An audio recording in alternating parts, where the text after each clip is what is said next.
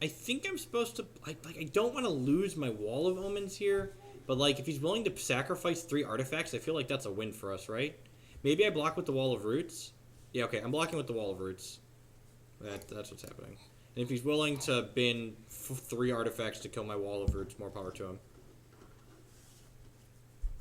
Because with this block, we can draw Path, and then Path Ravager helix the thing he tries to put them onto. So, yeah, I think this is fine. What you got?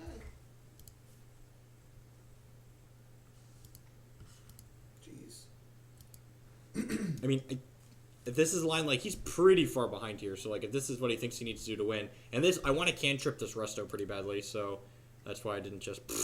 Okay. Remember the thing that I talked about happening that was going to savage him? We did it, boys. Play well, get rewarded.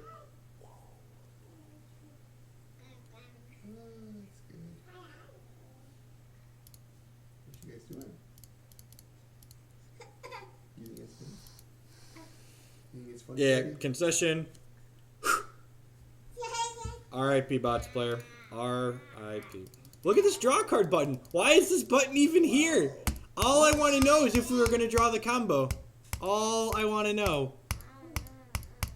Reveal my hand. Now draw cards? Nope. Why is the button even there? I think the Infect matchup slightly favors Kiki Chord. Their nut draws that like kill you on 2 obviously are bad for us, but I think the average mid-game type game favors Kiki Chord as opposed to Infect. And I think that's just true of like a lot of the more linear decks in the format. Like the longer the game goes, the more Kiki Chord is favored. Kiki's really like more of the 50% deck. For some reason, if your opponent leaves, you can't draw a card anymore. You tired? He could have activated the Nexus, sure. If he would have activated the Nexus, then we would have just like healed the Nexus, and he would have been left with Mox, Opal, Vault Scourge, and still would have just been dead. Your turn. It really is Daddy and Maddie daycare today. It is Daddy and Maddie daycare. You're not wrong. Sleepy boy. You sleepy boy or hungry boy? Which one? Hey, I got him to fall asleep, so. You see, is there a Binky in the pack and play? Yeah. Looks like there is. What you doing, Lee? Going for a little jog? Yeah. Here you go, pal. You want that? Yummy. Ooh, that's a good one.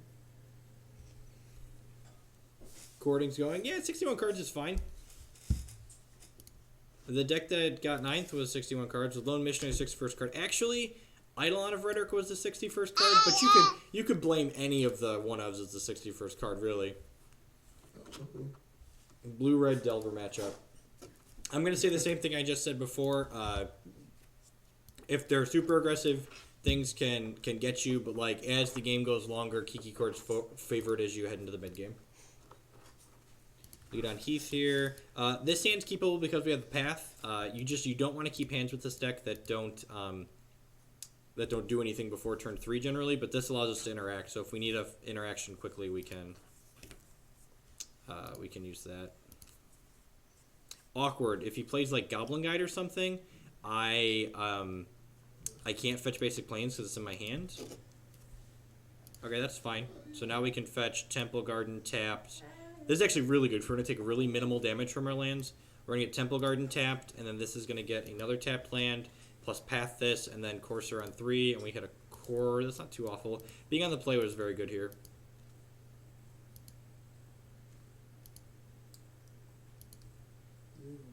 Tron, Eldrazi, Scapeshift.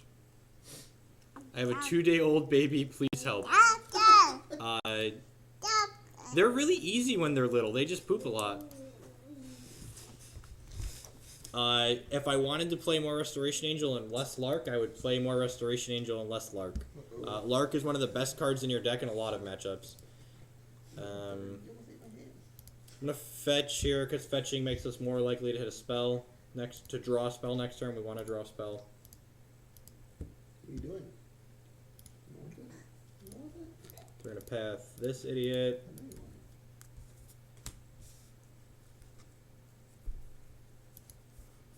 Lark is like the king of Value Town. For those wondering if you like the Chord deck, I'm going to have a full primer being posted later this week. Should go up by Thursday. You can follow me on Twitter or Facebook. You can follow me on Twitter or Facebook, and I'll tweet and post when it goes live. What's the matter? You want to get down?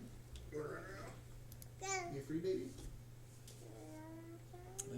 Well, a spell at some point would be sweet. What was the top of your deck? We hit Mountain, and then there was another one. All right, that's...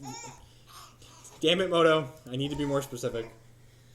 I think I snap off the block on the Goblin Guide here. If he trades Guide plus Bolt for Courser, I'm okay with that. If he just Atarka's commands us, that's fine as well. We're still saving 3 points of damage. Show me the growth. Hopefully it's just Atarka's command. What's wrong? What's wrong? Alright, with a Chord on top. So let's think about this. We've got a Lone Missionary in the main deck, so that's actually really sweet. This is definitely a matchup where we want that. So we're going to definitely playing the Wall of Roots out here. And then I guess I'm playing the basic mountain that he knows about, because then we can Chord for 2 and get Lone Missionary. And then we can actually block with the Lone Missionary and then even evoke Lark if we want to next turn.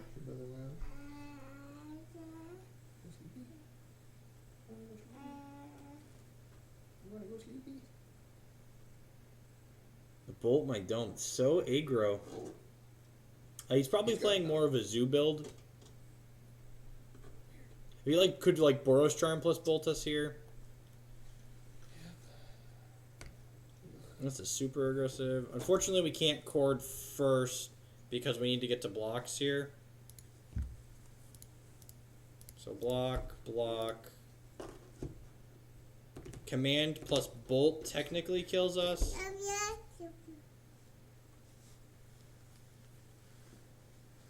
Turkish command. Oh, alright. So I'm gonna go Wait, can I not? Do I have to float mana before I start Chording? Is that how this works? Now I can Chord. Okay, Chord for 2. So we're taking 5, gaining 4, so we're going to gain 1, basically.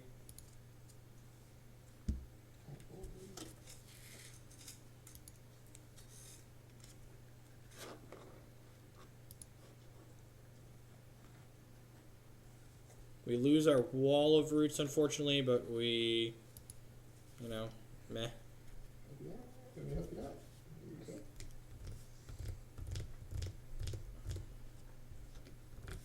Okay, Lone Missionary already coming in the clutch. Oh no! What's wrong? I'm gonna fetch this away as opposed to playing it. You know how you're fat when you smile. You want this?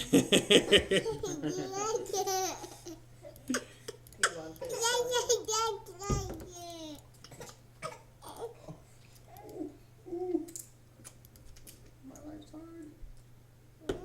Alright, he's only got 1 card in his hand, so we might actually bridge this game here because the Lone Missionary was in the main deck, so that's awesome. We'd be pretty dead this game, I think, if we didn't have the Lone Missionary. So in combat, we want to trade off the Lark and the Missionary, and then the Lark trigger will bring back Missionary and Wall of Roots, and we'll gain 4 more. Are you gonna hold it? You want it? Yeah, he might just not attack here, and him not attacking basically means he's just never attacking after this PN card comes down.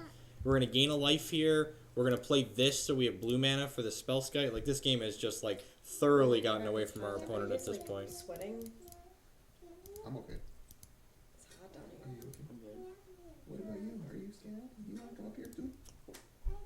You want to come up here? We're just gonna ship back for now and be conservative. Once we have the Spell Guide in play, we'll probably start shipping with the Lark. All right, going to 5. Good. We're not dead to Boros Charm at least because we gained some life with Courser. There you go. How long till he concedes is the real question. I know, you have a hard time doing it yourself. Fulminator Mage. It's not the worst. I took his food. He got upset. I'd get upset if you took my food. Your brother, man.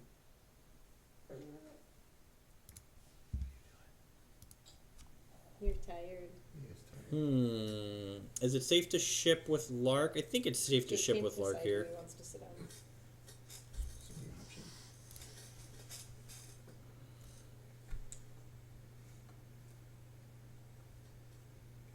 And then next turn we ship with Lark plus Thopters and for him. Pretty All right, good. cool. So he's dead on board.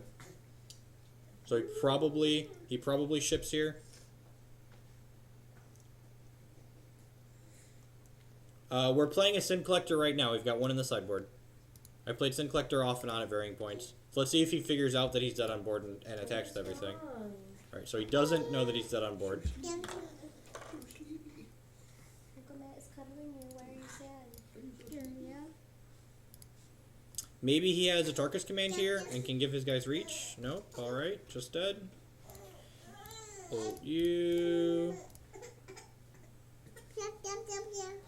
Honey, let me mix that bottle for him. He's tired. All right, figured out that he's dead now. Let me make a bottle here real quick. Inside boarding. Oh, don't be angry. Yeah, I guess we could have gotten Gorkland to die last game, or that last turn. Alright, so EE seems great. EE seems great. Helix seems great. Screws seems great. Forge Sender is great. It's coming, man. Spellskate's probably medium. You want to lay down and drink it? Or? Eidolon is bad. Pontiff is bad. Fulminator's bad. What else is awkward here? PN Krinalar probably aren't all that stellar. I think we can board out the Quasily Pride Mage. He's pretty unlikely to have an artifact or enchantment that we care about. Yep. And Lark is probably just too slow. So I think this is the configuration I like. Any thoughts? Sweetie, Yep. he's in there. That was spotted. I'm going to bed. Alright. Love you. Turn this down. It's hot in here. I've been working on this deck since June of last year. Hey, thanks. I don't think Sin Collector's very good, especially against the creature-based version. Look, you're on the draw, too. Yeah, and we're on the draw. Like, maybe Sin Collector's okay in the play. Also, the other important thing to realize is that fetching black mana comes with a cost. We often want to fetch basics in this matchup. So, Linvala is mainly there for the twin matchup. If the mirror gets popular, maybe Linvala is worth playing again, but...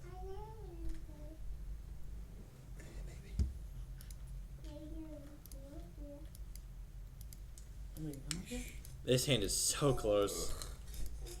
I think E is good enough in this matchup that I just keep it. Come on, man. You're on the draw. You man.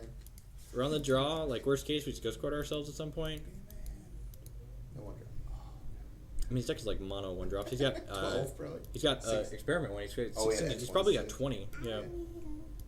Speaking of X1. Yep. Land. Come on, land. Oh, bingo. Had it. Got it. All right, so we're gonna go Temple Garden. This is probably getting stomping ground because we have this Court of Calling in our hand. If he double levels this up, which okay, he What? just doesn't have a creature. That can't be real, right? He's passing the turn. Like any creature evolves it, right? Oh, just more. Yep. Deal. Alright. He just wants to level them both up at the same time, maybe. I think I'm like Ghost Quarter Spellskite here. Probably.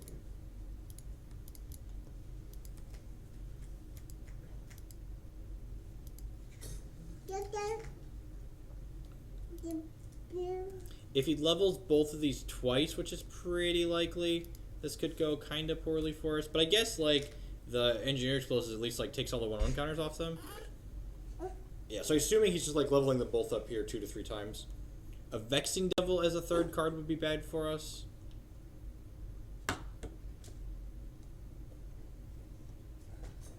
Got a Flint Hoofborg, a Fluke the Pig.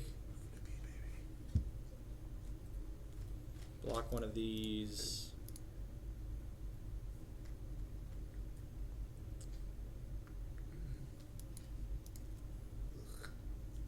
I think I want to just play the EE and pass